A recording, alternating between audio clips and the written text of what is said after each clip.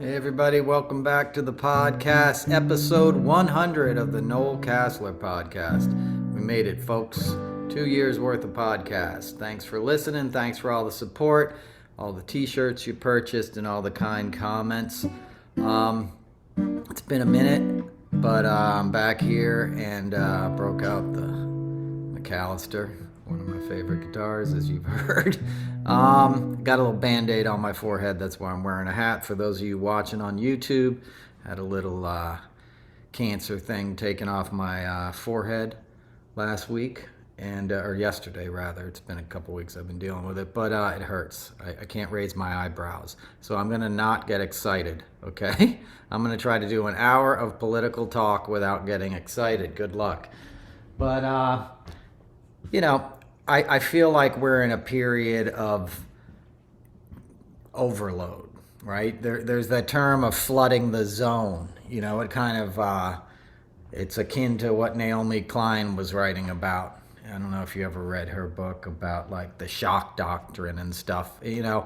There's so much crazy stuff going down that we're losing sight of it, right? Just in the past few weeks. I mean, take the Trump TownHall, which we'll get into, but in that same week, you found out that Kristen Sinema was going and running marathons and writing it off to her campaign, right? She would go run the Boston Marathon and then, hold an event with some kind of private donor and then write, the whole week's stay at the Ritz-Carlton off and stuff. You're talking about just, outright grifting and lying and doing it through your congressional campaign.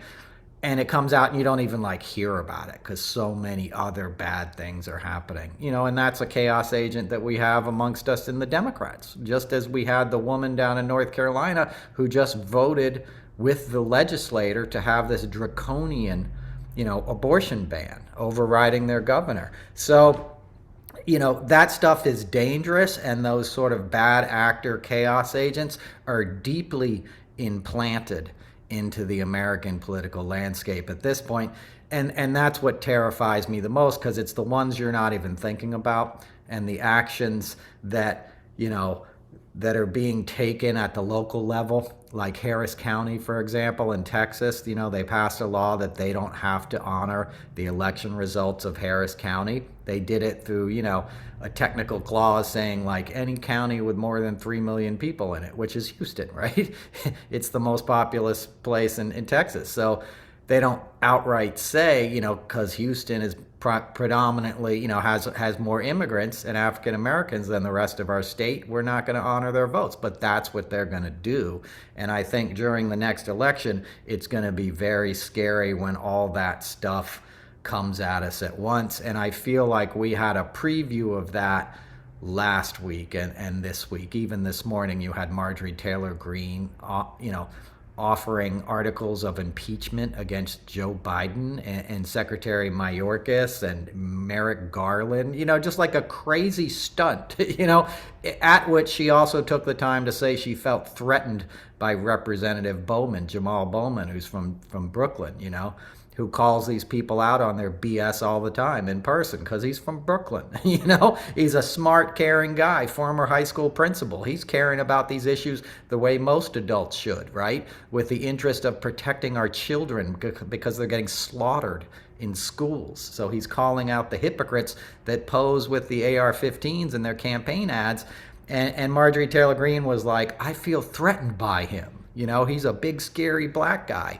And calling me a white supremacist is like using the N-word. No, it's not, and the N-word came from white supremacists. It came from the cracker-ass country that we've had for so long and that we somehow thought would just go away. And it never really did, but we sort of wrote it off. Those of us who didn't have to spend a lot of time on the road didn't really understand. If you're from New York or California or an East Coast state, you don't really get what it's like, in middle America or,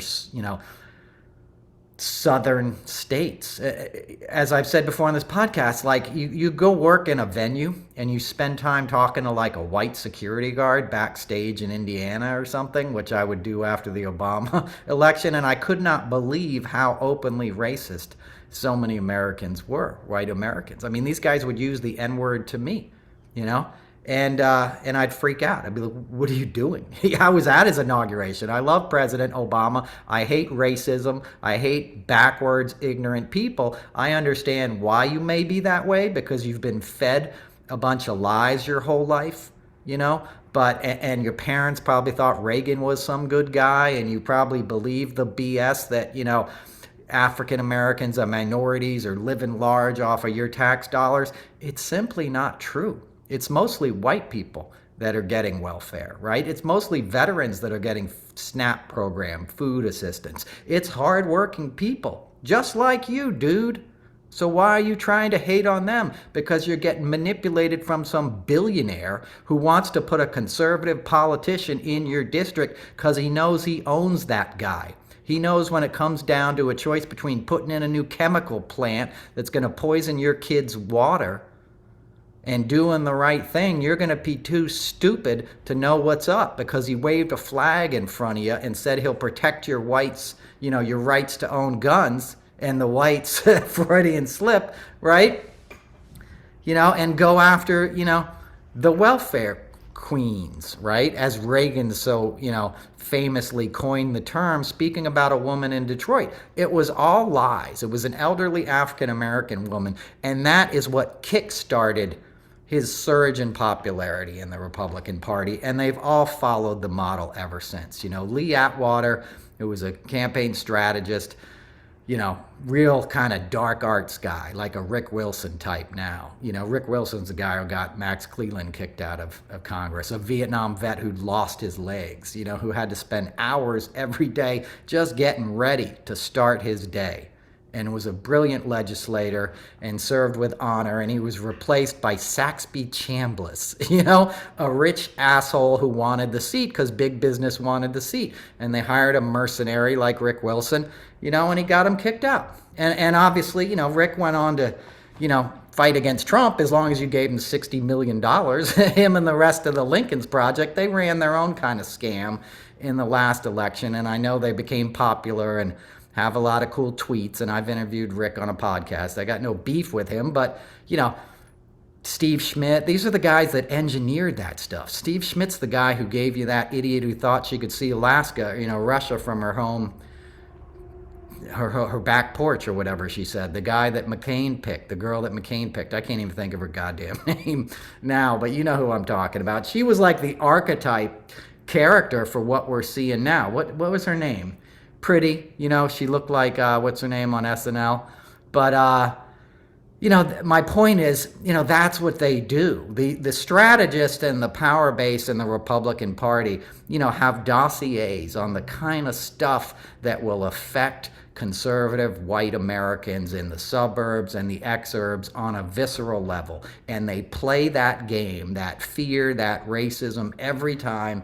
And then these guys vote against their own interests. And then the country gets all messed up. And then a Democrat comes in and cleans it up, right?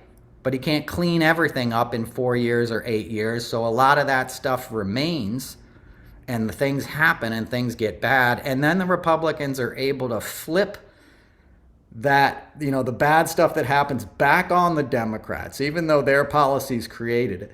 They're able to flip it back on the Democrats and win re-election. It's this seesaw thing that's been going up and down for 40 years at this point. And, it's awful. And now we're sort of doing brinkmanship with the debt ceiling limit. I was on a call with Vice President Harris today at the White House that they did with some, people that they call leaders in the community and outreach. I'm not, I'm not a leader by any chance, but you guys know I got to go there, and I get looped in on these things, and they're just giving us the director of policy, the director of budget. They're just giving us sort of the internal talking points. And VP Harris, who I greatly admire, Kamala Harris, was on the call, and she spoke for about 10 minutes.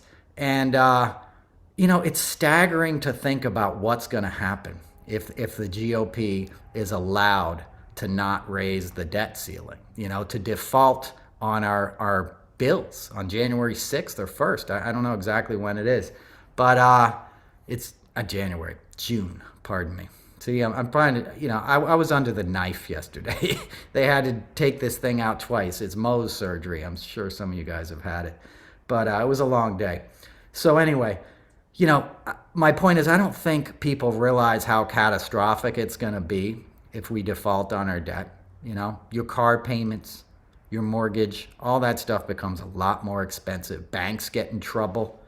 People get fired. Millions of people get fired. People go out of business overnight. It's a dangerous situation, completely unprecedented. It's never happened before. We've raised the debt limit over 70 times. We did it 3 times under Trump. Trump himself ran up 25% of the debt that we're talking about, right? That the GOP's complaining about under the guise of being fiscally conservative. They're not talking about their guy created 25% of the debt, right? How long's the U.S. been around? Like 300 years or something? 25% was put on the tab by that dude in 4 years. The guy who spent $150 million golfing, that he poured that money into his own golf clubs while he was president. Did the GOP complain about that? Did they bitch when he was getting on Air Force One every weekend and flying down to Mar-a-Lago so he could walk around and get clapped at by a bunch of ignorant idiots that spent money to get access to the president, and a bunch of foreign operatives and Chinese spies, as they like to, throw around the term? They were all there at Mar-a-Lago. It was a grifter's buffet. Eric Trump was telling people in the food line over the Christmas holiday that his dad was going to get ready to take out, the Iraqi general that we assassinated. They were giving away state secrets like it was a party.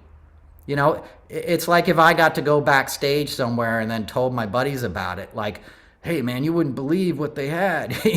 Like that's kind of what the Trump family did to being in the White House. They weren't there to serve this nation. They weren't there to enact policy and care about geopolitical events. They were there to line their pockets, to steal everything they could, which was the same way they were on Celebrity Apprentice, by the way. They would steal all the power bars off the craft service table at the end of the day, and the Twizzlers. Eric Trump would take all the red Twizzlers. That's why I called him Twizzler Trump, if you guys remember, on Twitter. They asked for per diems. Imagine being a billionaire's son and asking for a per diem. And Don Jr., Scrump as I call him, got busted twice for double dipping on per diems. Like, I didn't get my per diem. Can I get it again? We're talking about $100 cash. You're the scion of a billionaire, right? You guys have your name on half the buildings in New York City at this point, right? What do you need the $100 that's meant to feed crew members, But that's how they are, and that's how they were in the government. And the rest of the GOP saw that and said, sign me up, buddy. I'll take some of that grift. And the sort of people behind the scenes, your Koch brothers, your Leonard Leos, the people that sort of anoint the oligarchs, were all too happy to send in this latest series of clowns to D.C. because Trump showed them that a major distraction was a major asset.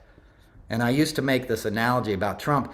He was like somebody who walked into a store and flopped down on the floor and pretend to have a seizure or something. Foam's coming out of his mouth. He's freaking out. So everybody runs over to see what's going on. And then, Ivanka and Jared slip behind the counter and empty the cash register.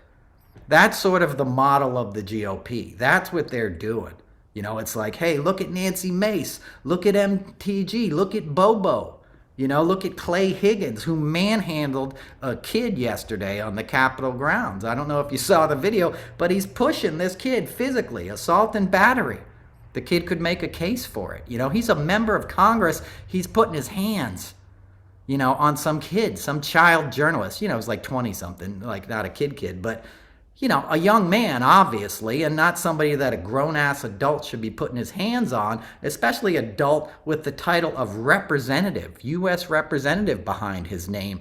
But he knew it would be a clip for him, and he was trying to impress Bobo, because they're all tripping over themselves to be the next suitor for Lauren Boebert, now that she's leaving her husband. And by the way, excoriated everybody on Twitter yesterday to give them their privacy. And if you remember, her husband whipped his junk out at a bowling alley in front of a bunch of teenage girls some years ago, one of which was Lauren Boebert, who later went on to marry the guy. So the dude's a freak. He can't stay out of the headlines in Colorado, and he's getting dumped, just like MTG dumped her husband that, she cheated on in the back of a strip mall gym with a tantric sex guru. All true. Nothing I just said is untrue. But these ladies got to D.C. and they started palling around with their fellow GOP congressmen because it's all a big grift. Marjorie Taylor Greene was worth like $1.5 million before she, when she entered Congress in January of 2020. Now she's worth like $38 million. And nobody can explain how she got such a return on her investments. Like, where did that money come from? That's a big difference. There's a big difference between $1.5 million and almost $40 million in 4 years. That's an enormous amount of money. And nobody's asking that. Nobody's asking why her opponent left town in the middle of the night. He resigned from running for office and booked it out of Georgia. Overnight, she moved into his district, ran unopposed, and won. And now she's running the GOP for all intents and purposes. She's the figurehead, the intellectual leader of the GOP. And it's maddening. But when you look at the big picture, you see, she's there for a reason, and she's getting her taste. Her $40 million is a fraction, is probably 10% of the $400 million or $4 billion that somebody's going to make when they vote, on what that person wants done in their home state. It's just like Lauren Boebert. Her wealth increased too because she sits on the Natural Resources Committee, right? That's the committee you want to be on if you want to drill in Colorado, if you want to run a mine, right? You want somebody who's favorable to you. And politics has always worked that way. What's different now, that was always pork barrel politics, right? We're all used to that. There's nothing new in that, right? Politics was always like, I want to have power. I need wealthy people to support me to get that power. I will do favors for the wealthy people and try to sell it to my constituents as best as possible. That's kind of ground game level politics. It's always been that way. It was traditionally, the politics side was sort of done by blue blood Ivy League folks, and it was done in the back of the university club or, the Harvard club or, it was sort of done in a mahogany room over a brandy snifter, right? And it played out in a civilized fashion. And by the time anybody really understood what was going on, it was too goddamn late and they were too powerful to do anything about it. That's how GE got to pollute the Hudson Valley and the Hudson River, for its whole career and pretty much every other industry. That is our political system. What changed was Citizens United allowing, enormous amounts of cash to fund these candidates. Then you could get these wacky dark horse candidates that normally wouldn't have paid their dues coming up through that system. They could now get in there and they could get enormous amounts of money behind them, like an MTG or somebody, and nobody'd ever heard of these people, and all of a sudden they were in Congress, or the U.S. Senate. And that's where it got scary, because that's where basically the billionaire class had all control. You no longer needed the pipeline of sort of party bosses and building local support and working your way up and being in the state legislature and then running for your, the House seat. And that all bets were off. You could go from, Meth Lab, Georgia, where MTG's from, to Congress. And in her first day there, she was making videos in her hotel room complaining how she couldn't carry a gun around DC and couldn't work out properly because all the gyms were closed because we were still at the height of the COVID crisis, you know. So she right away knew, like, my job is to become a social media star. And she kept pushing the envelope to the point that she achieved that rather quickly, right? Because it was so outrageous and she was such a troglodyte that we hadn't seen before. You're like, who is this leathery D. Snyder looking, or, you know, Vince Neil? She looks like she sings in a Motley Crue backup band to me, right? But like, you were like, who is this putrid, like, vile thing with this ignorant sort of timbre in her voice? You know, she sounds stupid. She sounds like somebody who's complaining to you at a drive-in that there's onions on her hamburger and she asked for no onions, right? If you've ever worked a service industry job, you know that sort of entitled, whiny, ignorant tone of voice, you know, and she exemplifies that. And the, you know, the sort of media couldn't resist making her a star. And then she held on to that position long enough that real established, you know, media, the Tiffany Network, CBS, 60 Minutes, said, we're going to fly down there and do a puff piece and anoint her. And they did. And then the very next day, she started saying she wanted to impeach Biden, right? And now she's controlling the party. But behind the scenes, you know, the wealthy people that want her to be a placeholder for autocracy are getting a huge return on their investment, right? And that's what we need to think about. Like, how deep does this go? How deep is the corruption that CNN could bring in Chris Licht and do 70 minutes of prime time on Donald Trump uninterrupted? You know, Caitlin Collins tried to push back, but she was no match for him. He knew it. That's why he agreed to have her. She's pretty. She looks like a sorority girl from Ole Miss or something, or Alabama. I guess that's where she's so famously from, you know, or went to college. And, you know, she worked for the Daily Caller. She had no problem promoting George Soros anti-Semitic screeds on Fox News prior to her anointment by CNN, you know, and I've really got no beef with her. She's entertaining. She's pretty to look at. Right? But she's got no place standing across from a guy who tried to overthrow the government because he didn't like the results of an election, who's under up-teen indictments as we speak and hopefully has some more coming down the pipeline. Who is she to go up against him? Right? And he'd been convicted the day before in a civil trial of raping E. Jean Carroll. I know E. Jean. I know Robbie Kaplan. I know Lisa Birnbach, who testified, you know, in the case. Lisa's, you know, I've been on Lisa's podcast. Lisa knew about it that night. E. Jean called her way back when.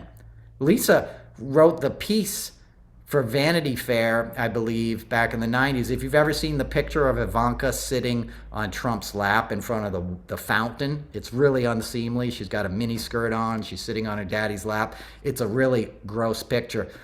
Lisa was the reporter, and that photographer took that. That was for Lisa's piece. I think it was in Vanity Fair. It might have been People magazine. There was a separate reporter from People magazine who got attacked by Trump in Mar-a-Lago in a bedroom, as you know, in a nursery room, because Melania just had his kid. Like, the dude is a scumbag, is my point. And being that it was the day after he'd been convicted of assaulting a woman in Bergdorf Goodman, which he completely had, who was a very famous woman at the time. So his bullshit, like, I don't know her, never met her, was obviously a lie. He thought she was his wife in the deposition, as we all know, right? The fact that the day after that, you reward that guy, the guy who's been a sexual predator for decades, you know, with a comely female host in a pretty pantsuit, to talk, you know, to meekly represent sort of the leftist media, and then he can just talk over her and make her look silly all night, and the audience applauded wildly, right? It was misogyny in action. It was a beatdown of the idea that a woman could stand up for her rights and hold a man like Trump accountable. That's what it represented, right? And Chris Licht knew that. He told Trump backstage, have fun out there, before he sent him out there, right? And Trump had a blast. Even Trump couldn't have seen how well it was going to go. And then Trump got on Air Force One, his new 757, you know, a refurbished one that he got his campaign MAGA contributors to pay for, you know, redoing for him. and he played It's a Man's World and flew back down to Florida, you know? That's insane. That's handing him a win. And if you watched it and were horrified, like I'm sure you did and I did, and I wrote a Substack about it, you know, I don't want to rehash it. It's old news already, but it goes to my point. It was the beginning of like, oh, here we go again. It's going to be a year and a half of this, and then Trump's going to be president again. And if you don't think he can be president again, you haven't paid attention since 2016, because he probably has a better shot this time than he had those other times, right? 2020 was his weakest election, right? Because we were just coming out of the pandemic. People had seen how outrageously evil and corrupt he was, you know, when he hid in the bunker of the White House and had them tear gas protesters, you know, to hold up a Bible. He'd sort of had all these stunts that kind of backfired. So even MAGA, you know, I think, you know, MAGA was behind him, but I think, you know, they were less passionate probably at that point than they've ever been. Since then, they've had 2 years of sort of like, you know, buttressment, right? Of like the GOP people that I just described constantly, you know, Jim Jordan, these people constantly, you know, saying it was a Russia hoax, saying Trump was targeted. You have CNN who's now saying like the Durham report exonerates Trump, which it doesn't. John Durham's report was a scam. He spent 4 years and millions of dollars of taxpayers' money, found nothing, flew around Europe with Bill Barr stuffing his face with Carpaccio, trying to find dirt on Biden for the next election. We're paying for it, right? Comes up empty-handed after 4 years, hands in a 300-page report, which is complete bullshit. There's no way to spin it unless you're on Fox News and you're an idiot. And the first thing that happens is Jake Tapper spins it, you know, as an exoneration for Trump and bad news for the FBI. Completely bullshit, completely not what it said. Just like when Bill Barr came out and obfuscated on behalf of the Mueller report and gave his own summation 6 weeks before the rest of us got to read it. And instantly Chris Zalila, I'm never going to say this goddamn name. Chris Zeliza. That's as close as I'm getting. You know who I'm talking about, the legal correspondent, kind of, you know, conservative, dicky guy that they like at CNN so much. They had Rick Santorum on there for the whole Trump administration. Santorum, you know? Look up what Dan Savage used to, you know, call Santorum. But I digress, right? But Chris Zeliza. And, you know, these guys, they're well practiced in sort of manipulating the headlines to benefit Trump, to benefit the conservatives. Because most people, you know, if it's not Fox News that's outright lying, are going to get their headlines and their news from a crawl on CNN as they're walking across the airport to get to Aunt Annie's and grab another pretzel before their flight back to Des Moines. And they're going to see that headline. And they're going to be like, ah, Trump was exonerated again, another witch hunt. And then he gets on CNN and, you know, gets to do 5-10 minute screeds on why he's the victim, and they go uninterrupted. They're, you know, they're accented by audience applause.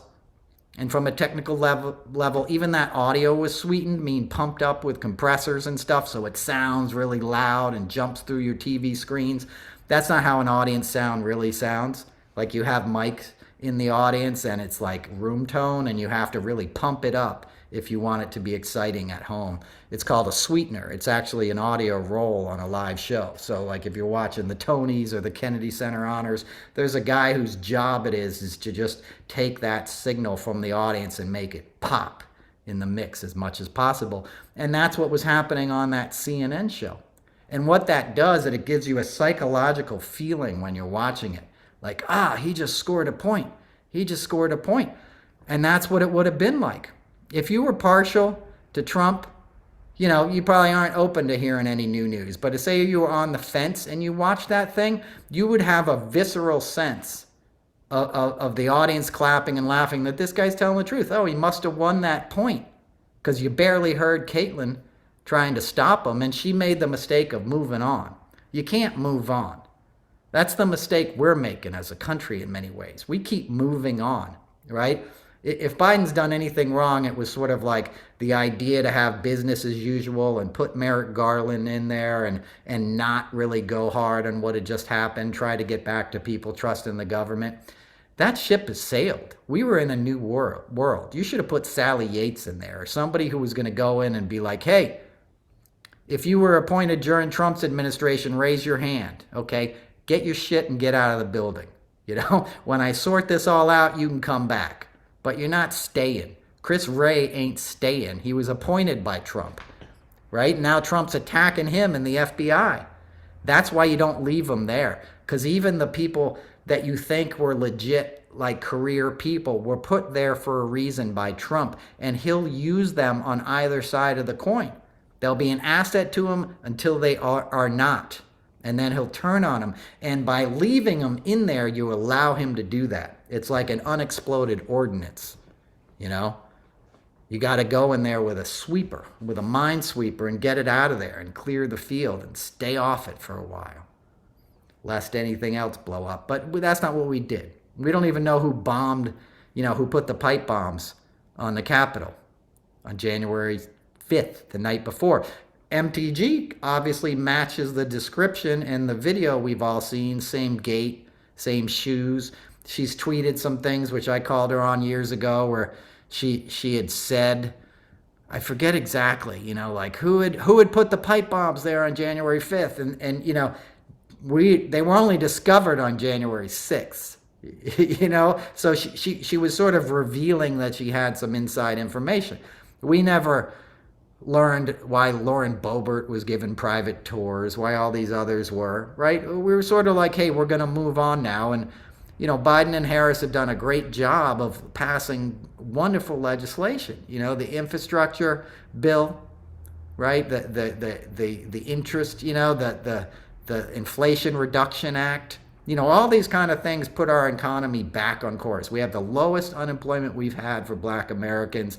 There's an equitable recovery happening in America 3 years out from a global shutdown. So that in and of itself is a miracle of management, of wonkish, serious, put my nose to the grindstone, listen to the smartest people I can find, make some hard choices and get it done. Management. Right? So they're kicking that ball through the goalposts every day. It's a miracle what they're accomplishing. What they're not doing, and what the Department of Justice didn't do, is read the room properly. Is understand that a lot of Americans weren't able or ready to move on from January 6th. And if we don't address it and hold the truth up to them in a way that's sort of undeniable, if we don't solve this issue and clearly explain what happened before the next election, they're going to use it against us like jujitsu. And that's what's happening now, right? Judo, rather. Judo is when you use the weight of your opponent against them.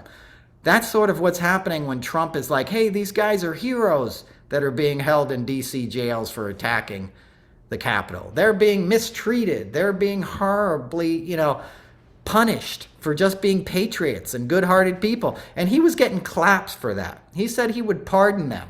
These guys were defecating in the halls of Congress. They were beating cops to death with flagpoles, and fire extinguishers.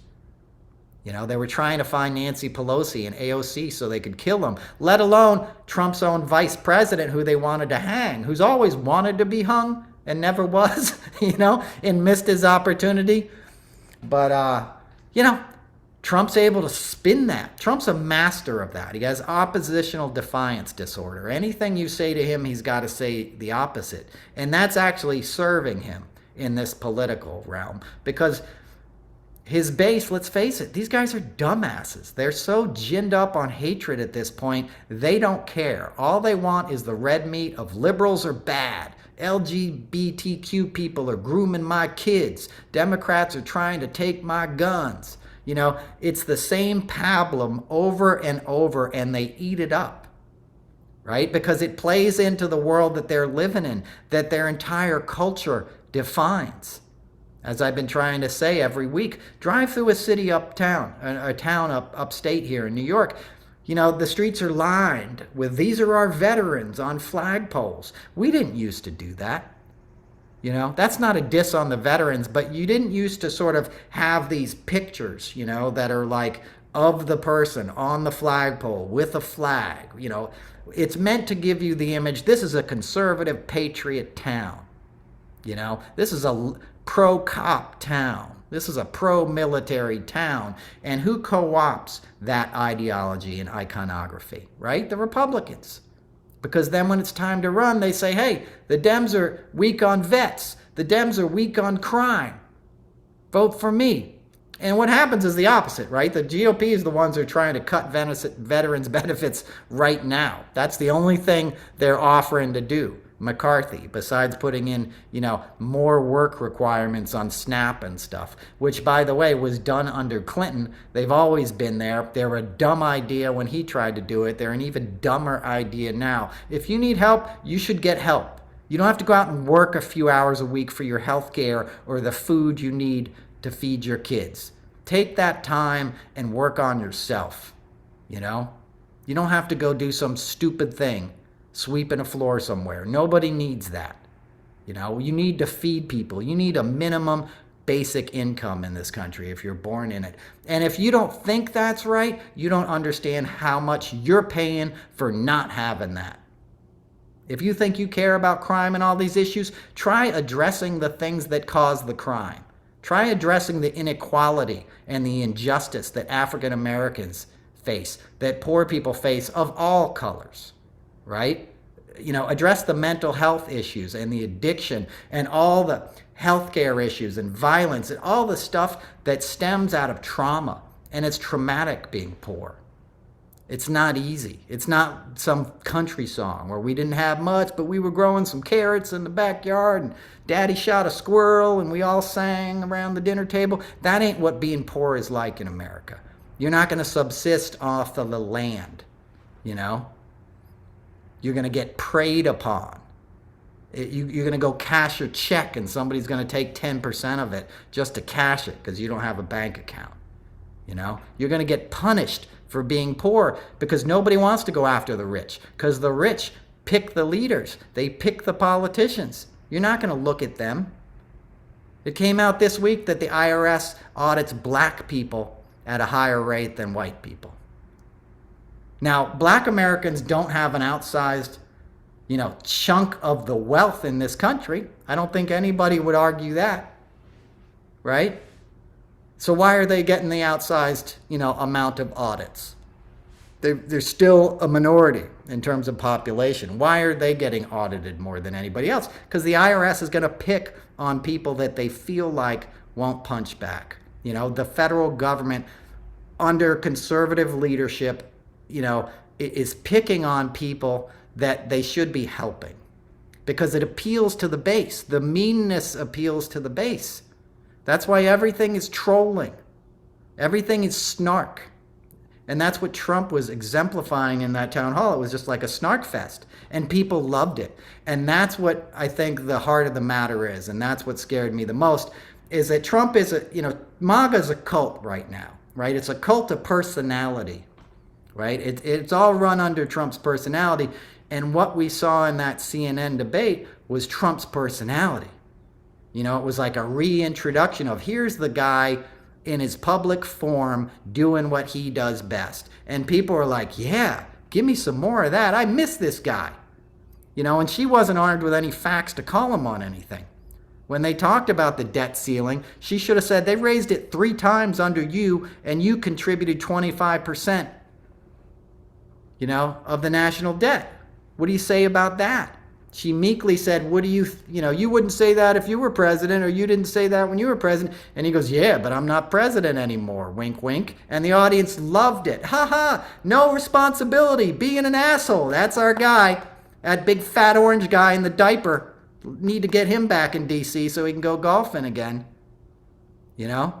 That's what was so disgusting, because you don't have to have a master's degree in media to know exactly how it was going to go. And that's how it went. When are we going to learn? And CNN was gloating about it the next day. You know, that was the maddening part, is that instead of saying, we really screwed up, we're sorry, guys, we did a disservice to democracy, and perhaps a really dangerous one if we do have a default on the debt, No, they said, hey, who are you to judge us? You needed to see this, buddy.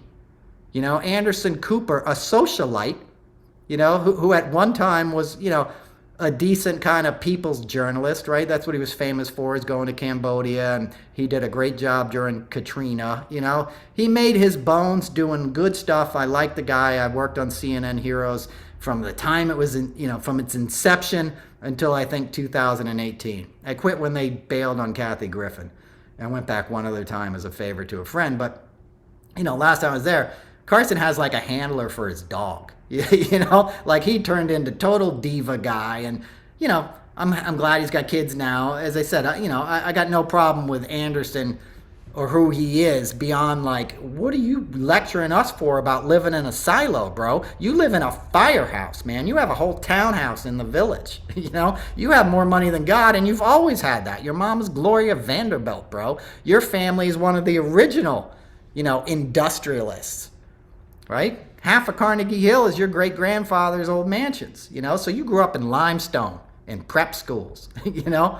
So don't tell us we're in a silo and we needed to see Trump, but they got touchy, you know? And he was probably extra touchy because he also has a contract with 60 Minutes, who did the puff piece on MTG. So they're like, hey, we're tired of the criticism, you know? Let us do our jobs. And their jobs are like hopping on a private jet at Teterboro and giving somebody who does not have the best interest of democracy at heart free airtime in sanitizing them and whitewashing them for the American people. And that's what they're doing. So don't get snippy when we call you on it, because we've seen how this goes. We saw the Capitol almost burn on January 6th. We saw people attacking it, and we're traumatized from that shit. We've never really dealt with that. You know, back to the Biden stuff, like, that was crazy. You know, the whole pandemic was crazy. The whole 2016 to 2020 was nuts. That's a period that is going to come to define many of our lives. There's a before and after, just like how you felt about 9/11 and stuff. You know, this even more so, because this fractured the country, and you had to address that. You had to figure out a way right away, like, we got to glue this thing back together here, because the meanness is taking hold, and the exploitation from the right knows no bounds. You know, there's no low they wouldn't sink to, right? They defended him right after that, you know? Right after January 6th, they defended him. Kevin McCarthy flew down to Mar-a-Lago and kissed his ass. So even after that, even when you would hope that some of them would have had the guts to say, nah, I can't do it with this guy. I'm taking him out. I'm running against him. Like, there's no freaking way I'm supporting that clown again. They all clammed up. They all supported him again, including Mike Pence, who he tried to kill. They all defied subpoenas. They all tried to protect him and shield him from the investigation, you know, which the January 6th committee did to their best of abilities, but without any teeth, right? Because all they could do was refer to the Department of Justice. And we're still waiting on Merrick Garland. It's like I always said, time is not on your side. Everybody's like, hey, they got to dot the I's and cross the T's. When you come for the king, you better make sure you get him. Screw that noise.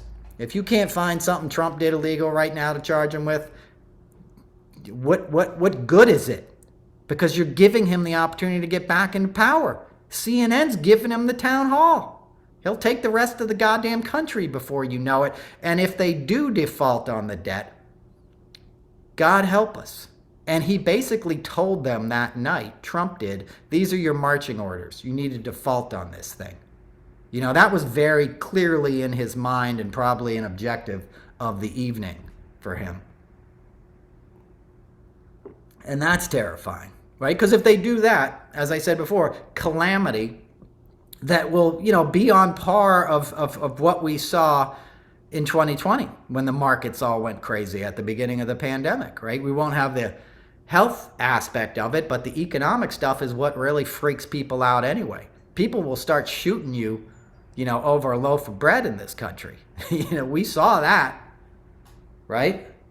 So if they do that, if they sort of, you know, foist that kind of chaos on the American people, and now we got a year of economic calamity, that's gonna set the playing field for Trump, because that's what dictators do. I will restore you to glory and power and, financial solvency, right? That's a big part of Hitler's story, was obviously, the deal that we made, to end the World War I was completely messed up towards the Germans, and some smarter people tried to say, like, maybe don't do this, This is the Treaty of Marseille. I don't remember the exact treaty. I'm too deep into this. You guys, the thing they signed on the train, that stopped the war. That was like the terms that Germany had to accept forced them into sort of an economic humiliation that laid the groundwork for the extremism and xenophobia that Adolf Hitler was able to tap into. And he borrowed a lot from the KKK. He borrowed a lot from eugenics, which came out of Yale University. He borrowed a lot from what he saw in America and our issues with race. And it was like, if I could just meld this with the economic uncertainty and resentment, and sort of let these people know that they're the chosen ones, and pick a really good, in their minds, like, easy to pick on villain, which is anti-Semitism, right? They picked on Jewish people and said, the root of all your problems is, this Zionist global kind of conspiracy. Does that sound familiar? Do you know what I mean? That's the same thing the Republicans are now grasping at. It's history repeating itself, right? But you need the proper ingredients to bake this putrid cake, right? And all those ingredients are coming together, and they see it. And that's why they're pushing it, right? So if we sort of get, if the American economy gets sort of decimated, because defaulting on our debt will be like an atom bomb, hits us overnight. It's going to cause a lot of chaos and a lot of hardship. If that's created, it's exactly like the sort of breeding ground for extremism to get worse, for anti-Semitism to get worse, and for Trump to sort of activate this army that he's building. That's why General Flynn was speaking down at Doral last weekend on an event that had actual Nazis on it. They were later canceled because Maddow did a piece on it, I'm sure you saw last week. But they were there, and they're there next time, and their message is still being repeated. A little wink and the nod to, like, we're not going to give you the clip this time because Eric Trump is there too, but their agenda was still there and represented. And then Trump called into a Mike Flynn rally over the weekend with the same organization that he runs. It's like America First or whatever the hell it's called. It's hard to keep track of what all these things are called, by the way. But on the Dem side and the Republican side, and they're all PACs, by the way. The money you're sending to the Dems, those are PACs too. Be careful about where you're sending your money. Be careful about any organization that's sort of trying to enrich its own media presence over actually doing something. I send my money, what little I have, to charities that I know are going to feed somebody, or a cat or a dog or something physical. I don't need ad buys. We're not in this place we are because there's not enough media attention on things. We're in the place we are because the media attention is getting manipulated and siphoned off by greed, and anger is being exploited on both sides of the divide to enrich a few that are either channeling that anger for good or channeling that anger for wealth. And you need to look beyond that. You need to holistically look at look at the whole being. Look at what's going on, and the meanness is on the march, and that's appealing to a psychological dynamic in the American people that is, I'd like to say, been lying dormant.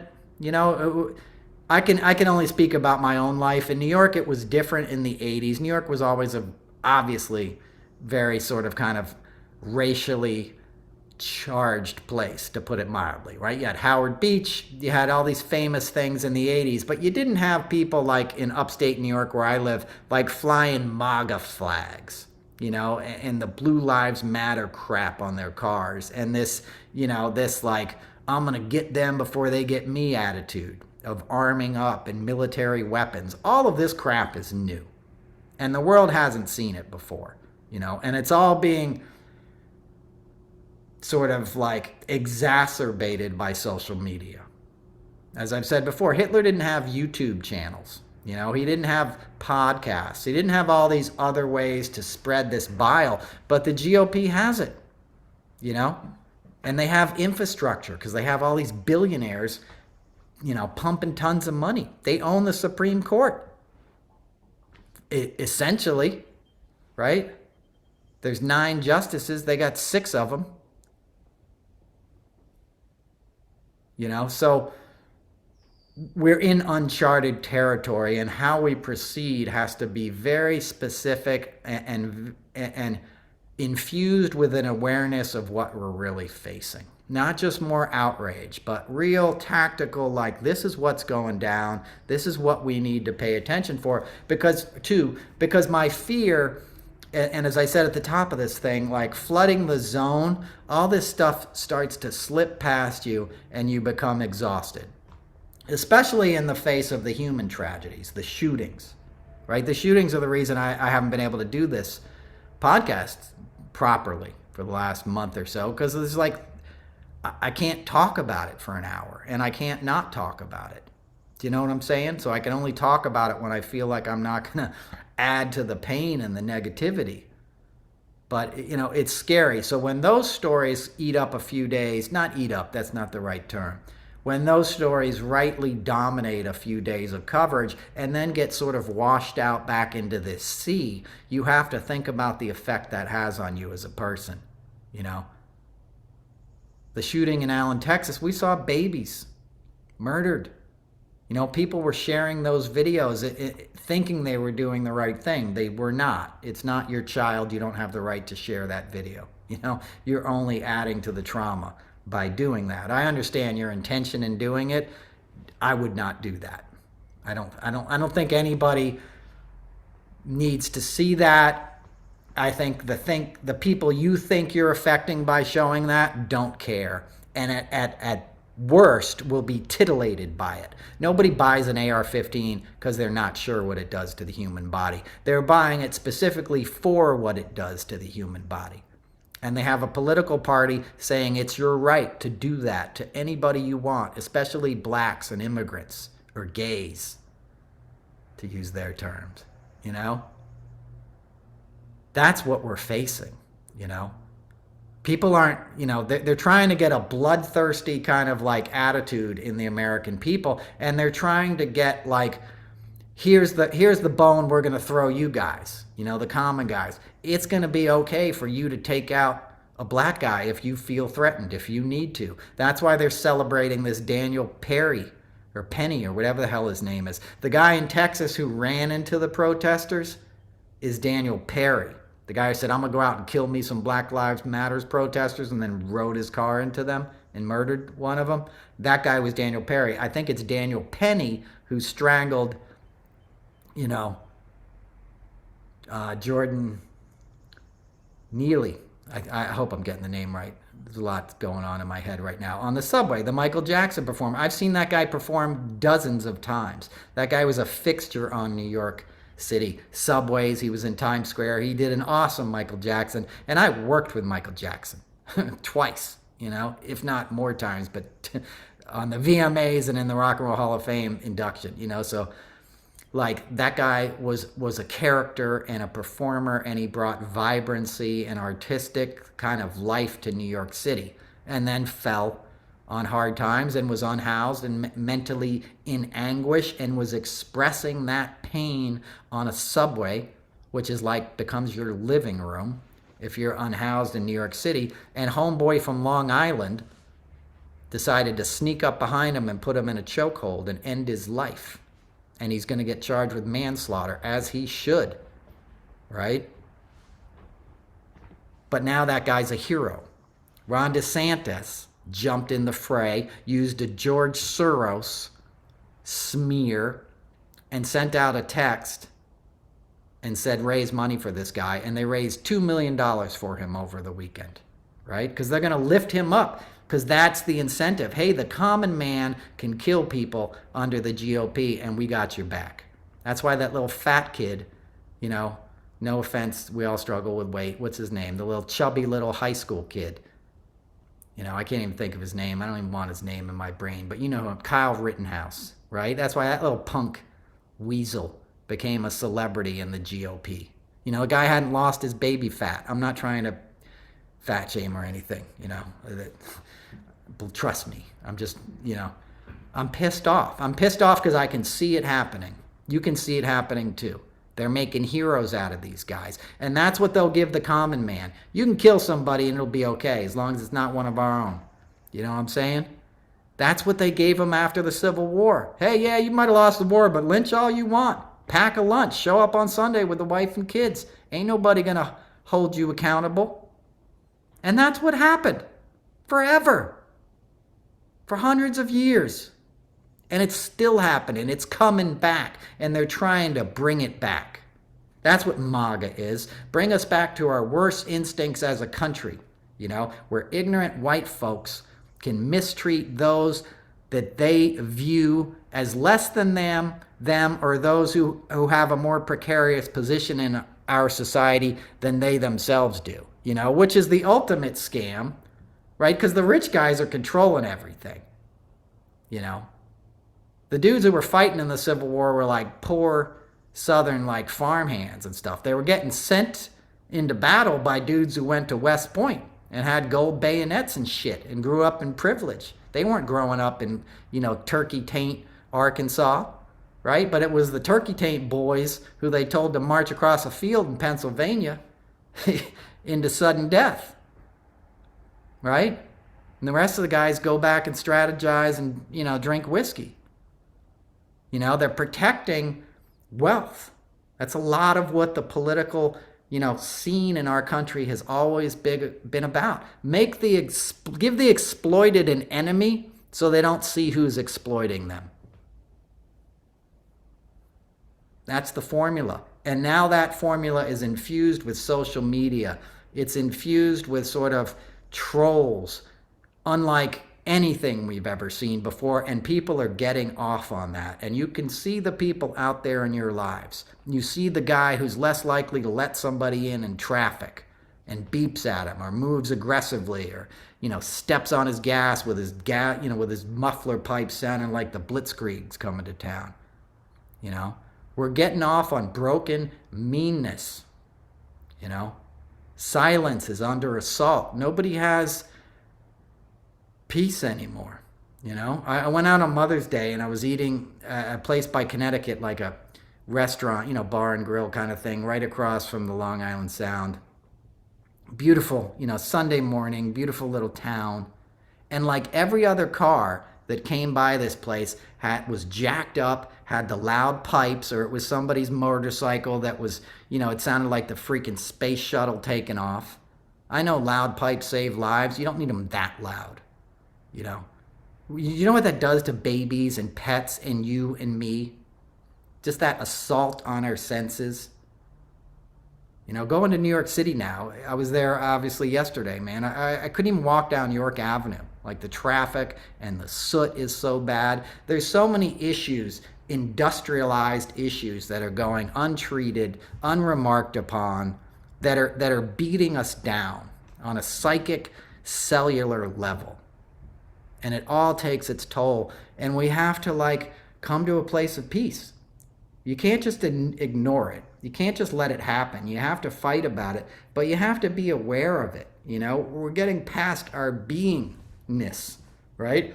We're getting past the sense of just being okay with the world. We're getting this amped up aggression, and it's scaring me because a guy like Trump, will exploit it all day long, and it's going to be too late. Watch the Waco series. I've been watching this Waco series on Showtime. It's really well done. The first season is obviously David Koresh and the story of Waco, and it has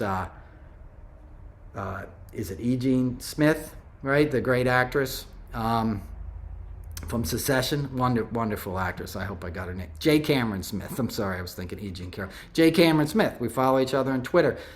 Married to one of my all-time favorite playwrights, and who made my favorite movie of all time. But I'll talk about that next week. But anyway, so Cameron Smith is in it. The guy who played Possum in the remake of the George and Tammy, or the George and Tammy series that was on recently. Can't remember his name either. Wonderful actor. He's kind of the lead in it. But it tells that story.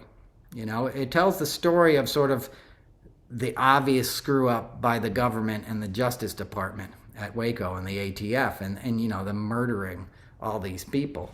And that was like the fuel on the fire of the white supremacists. And sort of the second series is the aftermath, the trial and what happened in Elohim City, and Timothy McVeigh and all these scumbags who went on to murder 168 people there at the Murrah building. The overtones for what happened then compared to now, and it's obviously why they made this piece, are not just striking and alarming, it's like terrifying.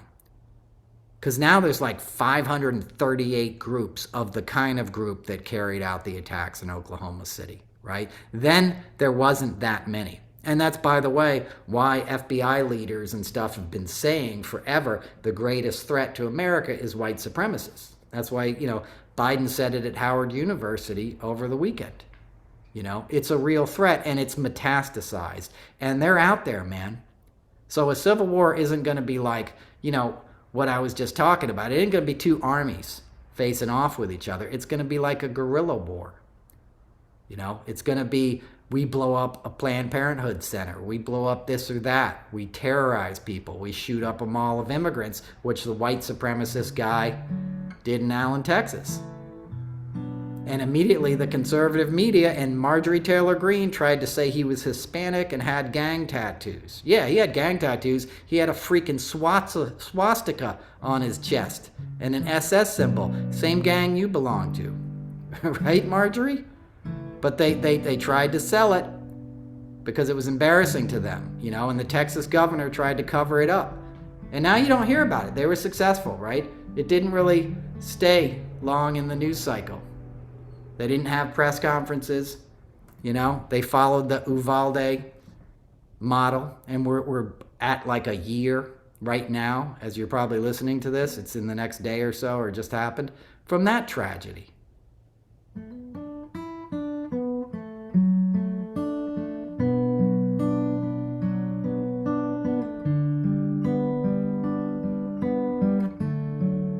So there'll be a lot more of that, if we don't stop it. If we give into this kind of hate that they're pushing on us. So we got to be careful of the corporate interests that are going to do such an irresponsible thing like put Trump on CNN. Because we're at war already, right? It's like a soft civil war at this point. It hasn't turned into, the kind of horror and anguish that it could be, but there's people out there itching for that to happen, and if you can't see it, you're blind, and it's going to affect all of us, and we really have to take that seriously. All right, I'll shut up now. I've been ranting for an hour. I hope you could hear me okay. I've missed you guys. I'm going to try to do some fun stuff. I'm working on a new show now, so I'm going to try to do some live dates. Thank you, Kim, who bought a t-shirt last week. If you guys want a t-shirt, you can find them at noelcasler.com. Sign up for the Substack. If you like the podcast and you want to support it, you can sign up for Substack. It's $12 a month, or it's free, and all the content is free. So I'm not after your money. I appreciate it when you send it to me, but what I'm saying, you could get either way. So don't feel bad if you can't pay. If you want to, bring it on. All right, I'm going to try to do more in season 3, trying to get it more professional. You see, I got the neon sign up there, got some fancy lights. I'll use the microphone next week when I can put headphones on, but I hope it sounded good. I hope I didn't bum you out. I hope I didn't rant too much. I just, I wanted to hit those bullet points because it's like the flooding the zone thing is happening. And it's not that anybody who listens to this is tuning out, or any American even has the luxury of tuning out. But we can't let these things keep slipping by, because some of these things are very scary. And when you wake up to another election morning, it's going to be pretty hard to stop them this next time, given that they haven't been stopped so far and that they're learning from their mistakes of last time. You know, the secession episode on Sunday kind of brilliantly summed that up, you know. So I think we're all on the same page with that. That's what I'm talking about. Thank you for listening. Episode 100 of the Noel Casler podcast. Find me at noelcasler.com. Take care of yourselves. I love you guys. Thanks for listening. Peace.